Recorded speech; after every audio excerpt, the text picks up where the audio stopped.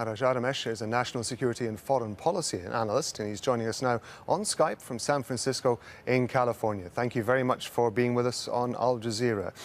Give us some context here, sir, if you would. How much should we be surprised about this? Countries all over the world invest in other countries. Qatar does it, Saudi Arabia does it, the US and the UK, Japan does it. What's different with this one? So let's start by saying that in recent years, because of the political climate here in the US and also in Europe, the word lobbying has turned into a dirty word. As a matter of fact, lobbying is a way to be able to buy political influence through legal means. If you look at many countries where rule of law is weak, to buy influence, one either has to use the power of the purse through bribing, illegal bribery, or the power of the sword through a whole host of illegal activities.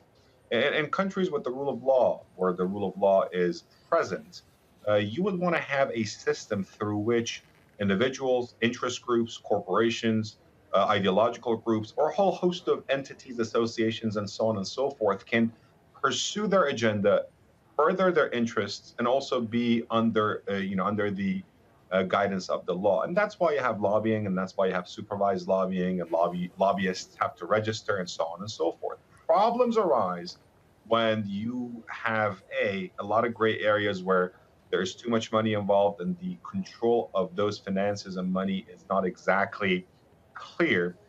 B, transparency sort of loses its way to gaining more interest and influence. And C, where you have foreign countries and foreign governments trying to advance their agendas on foreign soil, creating a whole set of tensions. What's happening here is you have a small country, United Arab Emirates, very wealthy, part of the Gulf Cooperation Council, yet pursuing an agenda where A, it's alienating some of its own Arab brethren, and B, it is leading to some sort of unforeseen consequences or blowback. For instance, some of lobbying sort of activities of the United Arab Emirates in the UK led to rise of Islamophobia in that country, which to some extent was not exactly their desired outcome. But there's a whole host of reasons, and there are some sort of historical reasons for that. But again, lobbying has turned into a dirty word, and a lot of new players in this realm, Saudi Arabia, United Arab Emirates, even Qatar for that matter,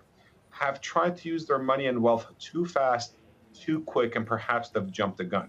Lobbying is always most effective when the client is also a patient client.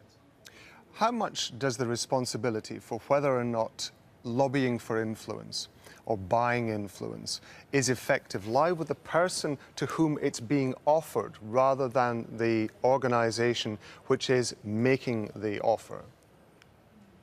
You know, again, as long as lobbying is done within the confines of the law, there's no problem with it. Be it Chatham House, one of the most reputable think tanks in the world, not just the UK, or any law firm or any lobbying firm for that matter. Again, as long as everything is done transparently and within the confines of the law, I don't see really any ethical or any moral or legal objections.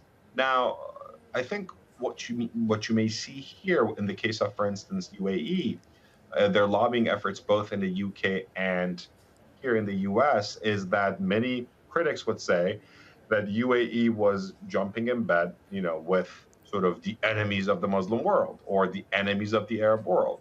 Some people would say that in recent years that Saudi Arabian lobbying in the US has been focused solely to sort of isolate Iran. To achieve that end and to achieve that goal, they have, become, strange bedfellows with Israel for that matter, or very sort of hardcore elements of certain political parties in the United States. So the element that sort of comes up is not necessarily the illegality of it, because it's not for the most part, as far as I can see. It's the unforeseen political consequences of these lobbying efforts, where a lot of people around the world or people in the home countries of these countries, either in the UAE or Saudi Arabia, are not exactly aware that A, how is this money being spent, and B, what political ends is this money exactly out there to achieve? Isn't there also an argument that the end users of the information that is being influenced need to be more skeptical about the sources of information that they're getting. That if, for example, as you were talking about transparency earlier on, if there is a suspicion that an organization or a particular group is providing information but is funded by a specific set of different organizations or other countries, then it's down to the individual who's taking that information to go off and find other sources, isn't it, really? But have we lost that ability to be skeptical in that sense? It is, and our expectations at times are way too high. You can't when various organizations, institutions, countries, you name it, lobbyist groups, interest groups buy lobbying time or lobbying efforts or lobbying sort of time. And now this money could be spent through advertising, through direct targeting, through Facebook, email, Twitter, TV, so on and so forth. The audience on the receiving end, for the most part, the audience is especially for certain sort of widespread lobbying efforts, are not your most sophisticated audiences. So you can't expect them to do independent research after they get home from an 8 or 10-hour shift, when they have to tend to their children and take their pets out for a walk, and then come home and do independent research on the computer to see whether this message that came out of Chatham or Brookings or Carnegie was being influenced by money coming from Qatar, UAE, or Saudi. I mean, that's having high expectations. But you do expect policymakers, you do expect people in the Beltway, in Washington, D.C., in New York, and London, to have either the knowledge and the expertise to decipher between good and bad messages, and also to have the staff, policymakers on Capitol Hill or in Westminster, to know what's good and what's bad and what's serving short-term and long-term national security interests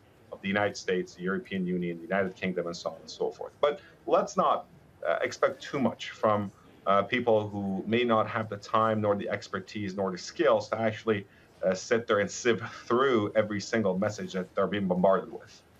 We appreciate your time, Sir Arash Aramesh. Thank you very much indeed.